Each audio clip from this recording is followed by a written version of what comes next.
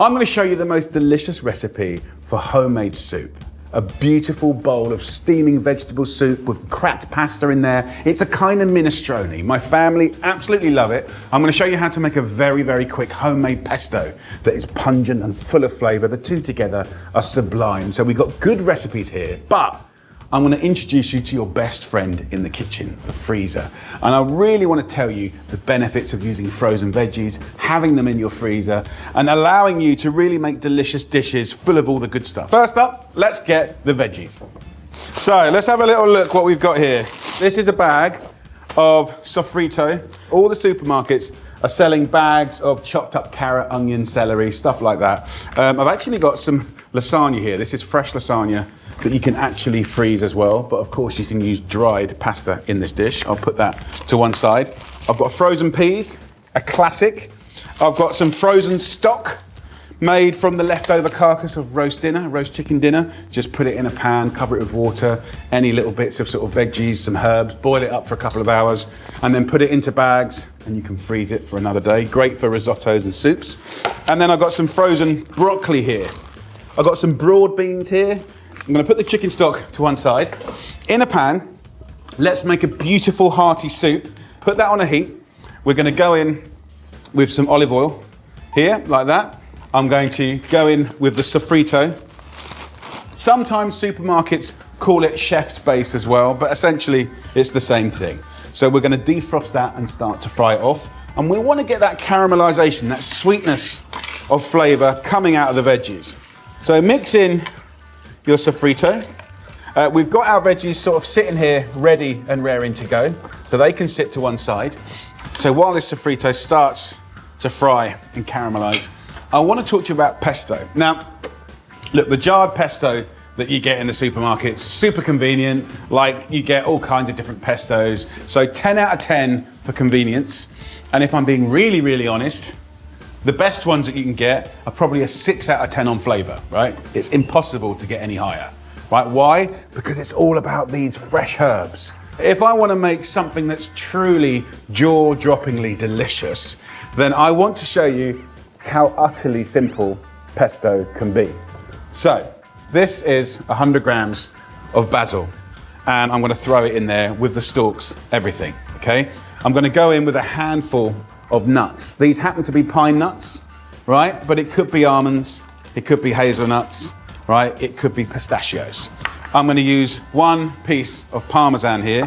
I'm going to use a knife to take the rind off, and I'll tell you about this later. And I'm just going to break up the Parmesan like that into the machine. 1 clove of garlic. Lid on, 40 seconds.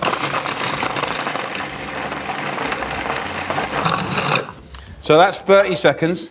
Then I'm going to go in with some olive oil and just give it a little pulse. Homemade pesto, done in about 40 seconds. I don't need to season it with salt because the Parmesan's got plenty of salt. Also, that story about the freezer being your best friend, it is. Now, if you freeze homemade pesto, that is going to always be at least twice as good as anything in a jar. Why? Because the freezer can trap all those perfumes.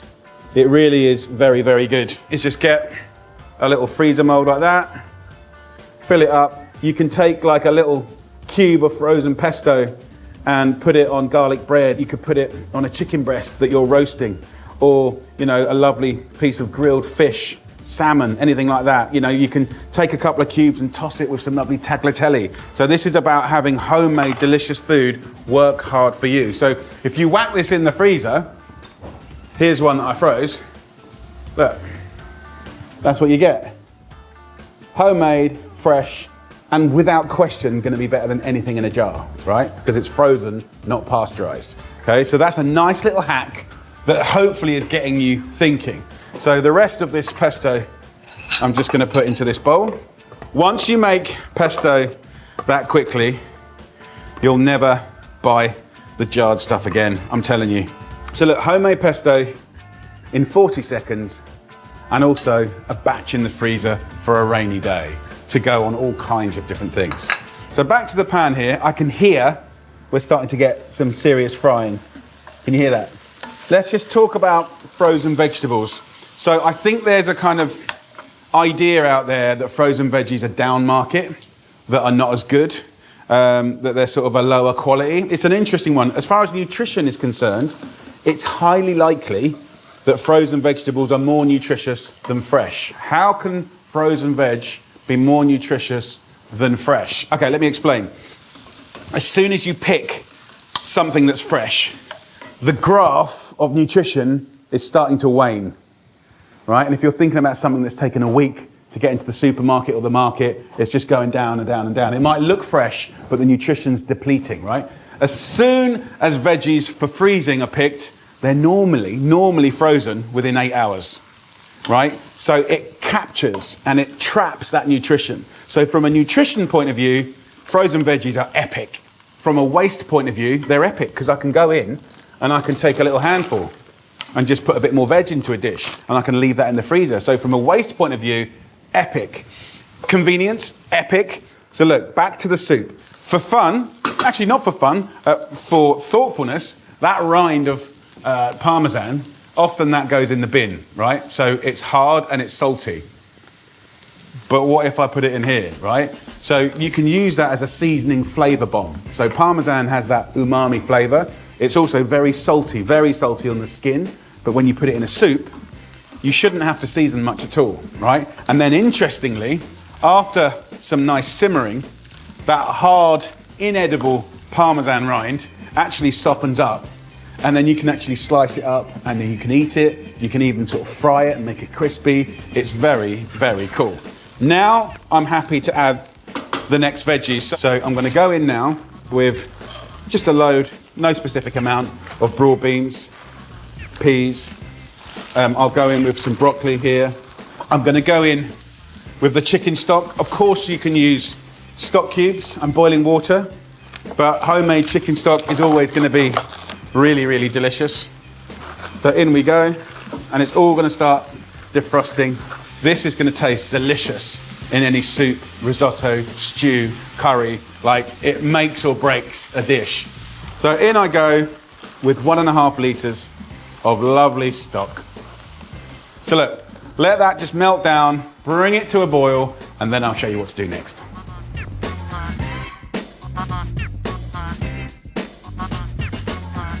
So this has been simmering for about 15 minutes.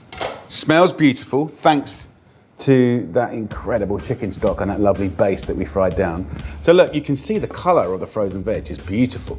So what I want to show you now is the pasta. This is frozen lasagna sheets. I'm just showing you this as a nice little hack. So what's great about this is, because it's fresh, when I got it, you can get it on bargain or reduced or whatever you want to call it. Just put it in the freezer. It's really good. If you take it out of the freezer, they kind of defrost really quickly. You can use it for your lasagnas. Sometimes you have leftovers. So we're literally just going to break it all up badly, like that. Big bits, small bits. And it doesn't take much time to cook at all. So that just goes in. You could, of course, use dried pasta. And for me, personally, when I do this kind of soup, I get all the odds and sods, the random bits, smash them all up and just throw them in there. I like having small bits and I like having some big bits. So just stir that through. So that is looking and smelling very, very good. Nearly ready to go. Of course, it's fresh, so it only needs like 3-4 minutes to cook. So let's get a couple of little bowls here. Let's get our lovely homemade pesto. So look, it's coming up. We're pretty much there.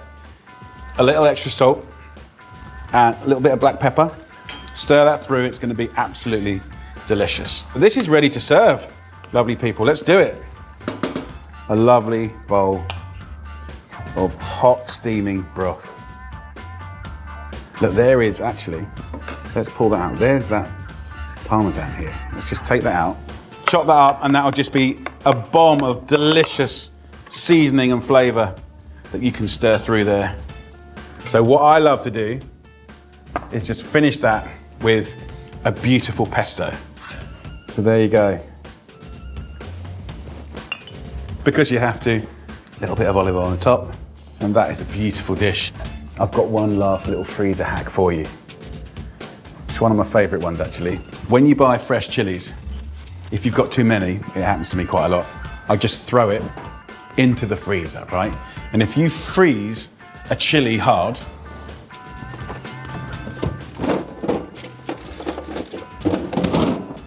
you can just grab a grater and you can grate chili frozen over the top like this. Look at that. Can you see what it's doing? And once you've finished doing it, back in the freezer. Enough yapping. Time to get slurping. Let's get a bit of pasta, get a bit of pesto, a bit of broth.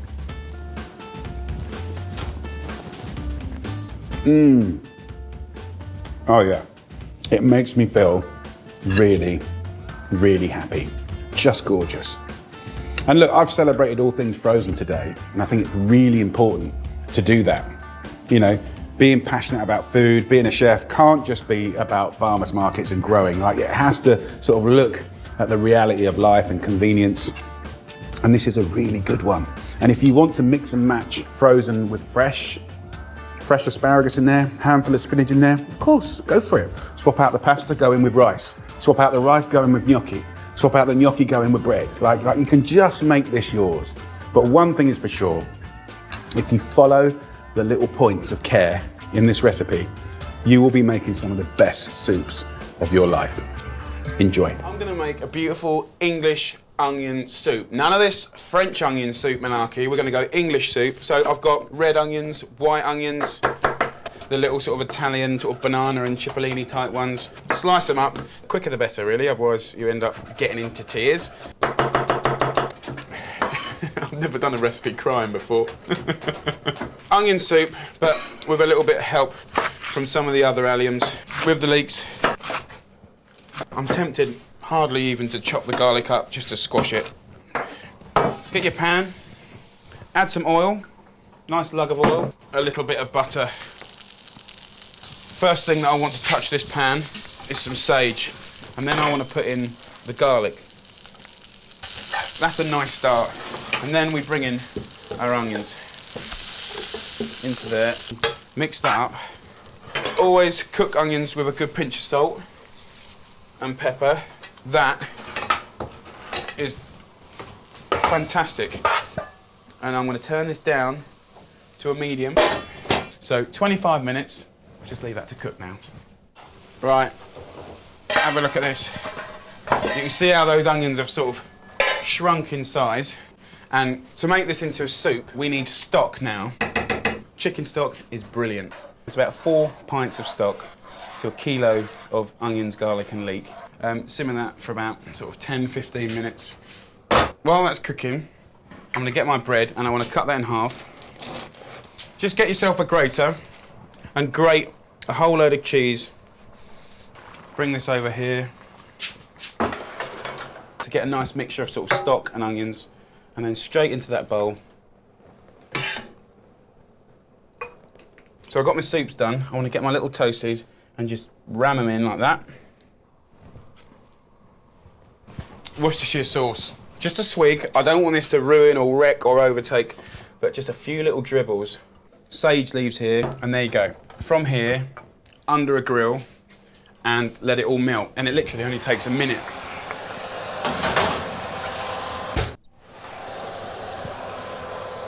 Ho ho ho! Look at that. That is a proper English onion soup. Beautiful. That is the real deal. That is English onion soup. Look at that.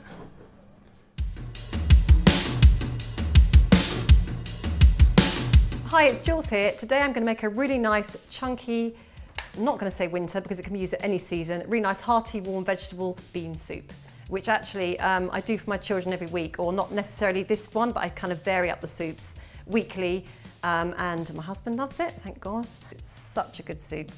I've got 2 leeks, they look like 4, but they've been cut into 2, washed. And a good tip from Jamie, this is what he told me to do, is to wash downwards so you get all the dirt out and use it like a bit like a little river. So this will probably feed about 4 to 6. So just chop. You can do smaller if you prefer, but my children quite like a bit of chunk. So we're not really smooth soup family, so I have to do it like this. 2 sticks of celery, washed. 3 carrots, which I'm just going to chop. And 2 cloves of garlic, thinly sliced. You could always use a garlic crusher if you fancy. So that's all my veg done. So I'm just going to do some bacon. I've got just 2 rashers. Just chop that. You don't have to use bacon, but it does add a really nice flavour. And if you were doing this for a baby, obviously you wouldn't be doing the seasoning and you wouldn't use the bacon. So you can just take that out and just have a really nice vegetable soup and then blend it. So now I'm going to start cooking. Just put my really mad oven on. A log of olive oil. First I'm going to do the bacon with some rosemary. Just a sprig of rosemary is all you need. It gets all the strong flavours going. So now I can hear the sizzle. That's when you know all the flavours are coming out of the rosemary and they're all kind of intermingling together. You can smell it now. It's so delicious. So this should take about a couple of minutes, just so it goes nice and brown. Right, it's definitely brown and crispy, so I'm going to add all the veg. You know it's going to be great for children, and it is one way of getting everything in all at once. And I always feel so good when I see they've eaten this. I feel like it's been a really healthy dinner. And just mix it around. You need to use about 10 to 15 minutes, just to make sure the leeks get really sweet, nice and soft and tender. I'm going to put the lid on, sweat them down, and leave it for 10 to 15 minutes to get all the jobs. So I reckon this is done. They look really nice, and they smell pretty good as well, so they're definitely ready. Now I'm going to add blotty beans, but you can actually use any canned beans you like. My children like these, so that's quite nice.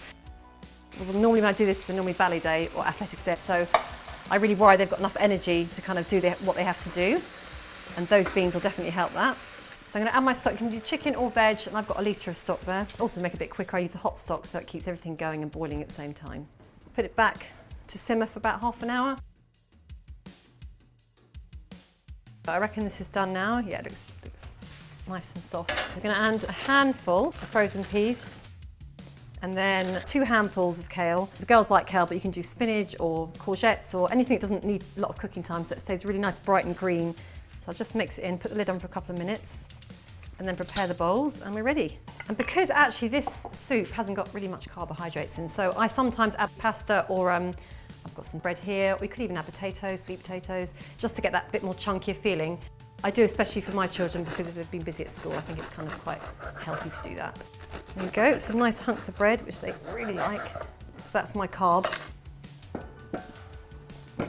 So you can see the leeks are sweated off. I can smell actually all the lovely smells of the bacon and the rosemary, and the fresh greens are giving it a really nice kind of fresh feel, and they're not too overcooked at all, so they'll be nice and crunchy still. And the stock's all reduced, so I'm just going to portion it up. So I've got one for Buds and one for myself because it's such a good soup and it's really quick.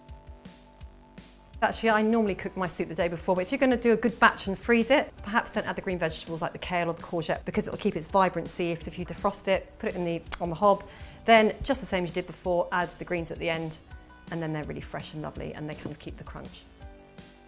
There you go, guys. It's all done, my lovely chunky, hearty soup. And please enjoy it. Well, I hope you enjoy it and give it a go, and I can't wait to hear what you think.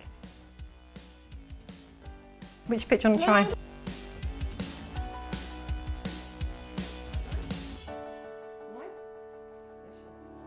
My cheesy onion soup is a perfect way to celebrate autumn as the days draw in. This is a homage to the French onion soup, but there's a few things that we do in this country that are so good. I'm really proud of bread and cheese and a few little kind of hacks for flavour. So slice up 2 kilos of onions, red or white, it doesn't matter. Without being kind of too boring or geeky, if you slice an onion, it tastes different when you cook it to if you chop an onion. And if you chop it coarse, it tastes different than if you chop it small. And if you roast it whole in the skin, it tastes different to if you roast it whole without the skin. So, like, that's cool, right? So we cut it this way. It's just sweeter and more delicious. So I'm gonna use a lovely casserole style pan, medium high heat. Go in with some olive oil, a couple of tablespoons. I'll take a knob of butter. This looks generous, but I'm making quite a lot of soup, right? This is going to be enough for like 8, maybe even 10 portions. And then garlic. Take 6 cloves. We'll slice these up. As soon as this lovely butter is sizzling away, get the garlic in there. I don't want any colour on this garlic. You just want to bring out those sweet flavours. And then I'm going to go in with the onions, and lots of them. It's going to look like too much, but you have to trust me. We need to access the natural sugars in this incredible vegetable, and that requires a little time, right? So we want to soften these, and then as the moisture starts to cook away, we start to fry, and then we start to caramelize. I'm going to turn the heat up now, season it with some salt and some pepper, fairly generously. And then I want to take another little bit of inspiration from the French and have a bouquet garni, which is like a little bunch of herbs. So take a little bit of sage, thyme, rosemary. You could have a little bay leaf in there. Grab some string and tie it up, or you can buy them like this. That little bunch of herbs is going to give incredible fragrance and flavour. Turn the heat down to medium. And I am going to cook this down for about 40 minutes. But instead of losing all of this moisture, you can see the steam, right? I want to keep it. So I'm going to make a little lid. This is what the French would call a cartouche. So this bit of paper is folded in half, and then folded in half again, and then again. Measure up to the center of your pan. Slice off the end. Take the tip of your knife and just do a little cross like that. And let a little bit of steam come through. So if I put our little cartouche on top, or if you don't want to do that, use a lid, a jar. So what's that going to do? It's going to keep it wetter for longer. We're going to release more sugars, get more caramelization, more color, more flavor. So that's how you cheat out epic flavor. So I'm going to cook this for 20 minutes with the cartouche paper on top, and then I'll rip it off, and then I'll caramelize it for 20 minutes, and then I'll show you what to do next.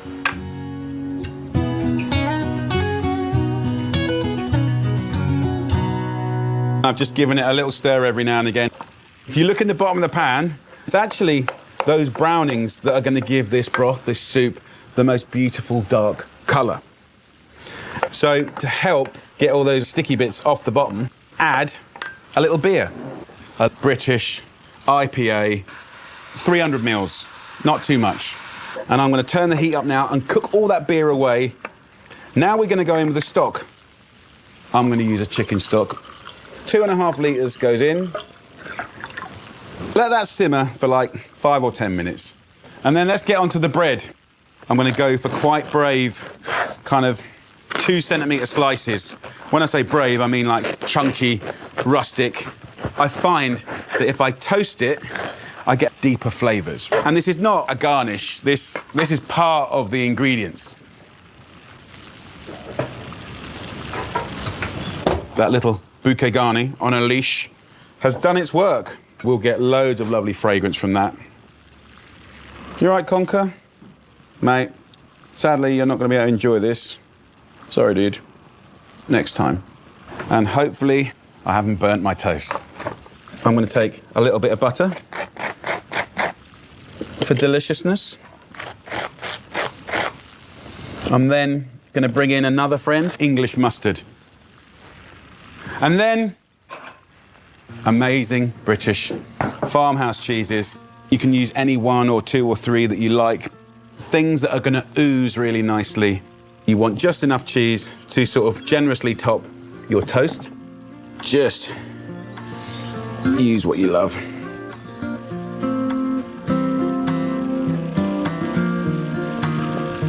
Use your little toasty barges to float on this beautiful sea of onion. And you want to submerge the bread. And you want them to be soft, but you want the top to kind of gratinate and go beautiful. I didn't think I had enough cheese, so I added just a little bit more. And then last but not least, a little Worcestershire sauce. And now, turn it off and get this under the grill for like 5, maybe 10 minutes until it's just golden, crispy, oozy and delicious. Heaven.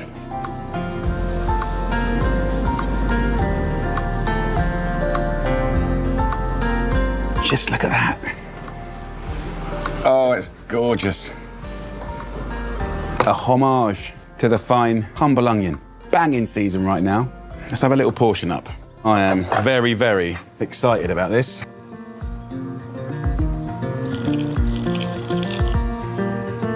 Amazing colour.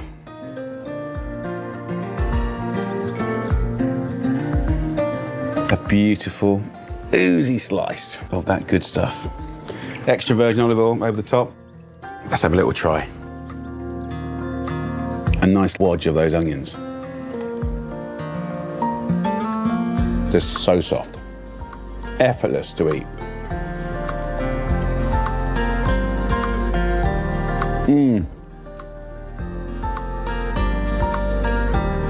So good. Even though that bread's been toasted and it's quite robust, when it sits in that lovely broth, it absorbs it all and it just softens. This is a brilliant soup to kick off the beginning of autumn. Whether you're growing onions or just down the markets and supermarkets where there will be onions like you wouldn't believe, it's nice to shine a little spotlight on that lovely vegetable